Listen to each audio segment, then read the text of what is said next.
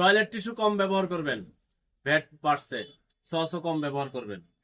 কামটা কি হচ্ছে আই লাভ ইউ সরকারে? হ্যাঁ, এই দেশের জনগণ হচ্ছে রোহিঙ্গা, এদের কাজ হচ্ছে ভ্যাট আর ট্যাক্স দেওয়া আর আইডি কার্ড আর কি এই জন্ম নিবন্ধন সংশোধন করা, ঠিক করা, ওই আবার আলগাপাতি দিতে হয়। কামটা কি হচ্ছে দেন, পোশাক খাতে 7.5%, এখন 15%, রেস্তোরাঁয় 5, এখন করছে 15, মিষ্টিতে 7.5, এখন করছে 15, টিস্যু ছিল 7.5, এখন কয় 15%, এলপি গ্যাস 5 ছিল, এখন 7.5, তার মানে দাম বাড়িয়ে যাবে। আচার, চাটনি, সস 5 ছিল, এখন 15 করছে, বিস্কুট 5 ছিল, 15 করছে, চশমার ফ্রেম, রিডিং গ্লাস 5 থেকে 15 করছে, মুঠোমুঠ সেবা 20% ছিল, পলকে করছিল 15 থেকে 20, নাহিদে করছে 20 থেকে 23, হাততালি দিবেন নাহিদ বাইরে। ফলের রস 10 থেকে 15% করছে, আম, কমলা লেবু, আঙ্গুর, আপেল, নাশপাতি 20 থেকে 30%, 20% ছিল, 30% করছে। আকাশ পথে ভ্রমণ কর, আপনি যাইতেন না, বাজাই দিছে। দেশের অভ্যন্তরে 500 থেকে 500 যেটা ছিল, এখন 700 দেশের অভ্যন্তরে।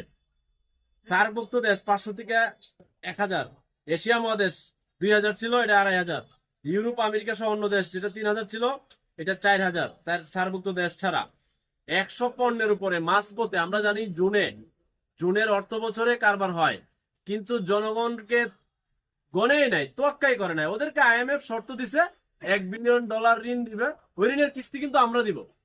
এখন আমাদেরকে তারা জিজ্ঞেস করার প্রয়োজনই মনে করে নাই, প্রত্যেকটা পণ্যের উপরে বিস্কিট থেকে ধরে টয়লেট টিস্যু, সস সব দাম বাড়াই দিছে। এখন আয় কার বাড়ছে?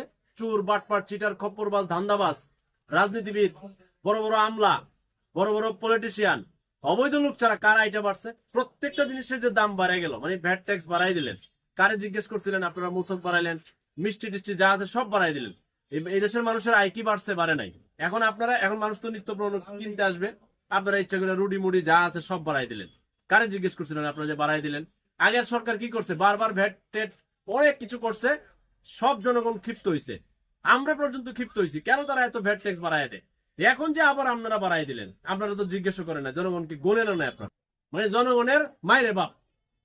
এই দেশে জন্মগ্রহণ করাটাই পাপ এখন মনে হইতেছে আমাদের কোনো দামি নাই। 71 থেকে 24 পর্যন্ত এই যে হাজার মানুষ মারা গেল, একটা নতুন বাংলাদেশ, সুন্দর বাংলাদেশ, স্বাধীন রাষ্ট্র, সার্বভৌমত্বের বাংলাদেশ, দুর্নীতিমুক্ত, ঘুষমুক্ত, সিন্ডিকেট মুক্ত, খাদ্যদ্রব্যে ভেজাল মুক্ত বাংলাদেশের লড়াই ছিল। এত প্রাণ জ্বলল, এক ফুটা চেঞ্জ হয়েছে? চেঞ্জ হয় নাই। এবার সবাই আশা করছিল, আছে 71-এ হয় নাই, 90-এ হয় নাই, 24-এর লড়াইয়ে হবে। সবাই আশা দেখছে, স্বপ্ন দেখে না মানুষ, আমরাও দেখছি আমাদের পরবর্তী প্রজন্ম আচ্ছা ঠিক আছে সুন্দর একটা দেশ পাবে, আমরা না হয় তিক্ত অভিজ্ঞতা নিয়ে বড় হইলাম। এখনকার পরের প্রজন্ম এই অভিজ্ঞতায় বড় হতে হবে। আবারও হয়তো কোনোদিন 10-15 বছর পরে আবারও আবেগের লড়াই হবে, আবারও নতুন দেশপ্রেমের লড়াই হবে। লড়াইয়ের শেষে এদেশের মালিক তো জনগণ না, সংবিধানে লেখছে এদেশের মালিক হলো বড় বড় রাজনৈতিক দল। এরা আবার রাজনৈতিক গেরা করলে আবার দেশকে পুরনো বাংলাদেশে নিয়ে যাবে। সুতরাং এই দেশে যে সরকারই বসে, এই যে অন্তর্বর্তীকালীন সরকার, এরাও মনে করে জনগণের মায়ের বাপ। আর এই কারণে বলছি এই দেশে জন্মগ্রহণ করা পাপ। আমাদেরকে ওরা গণে না, কেউই গণে নাই। 71 থেকে এই পর্যন্ত যতজন দেশ চালাইছে, এরা জনগণকে গণে না। গণলে আজকে এইভাবে একটা হঠকারী সিদ্ধান্ত নিতে পারতো না।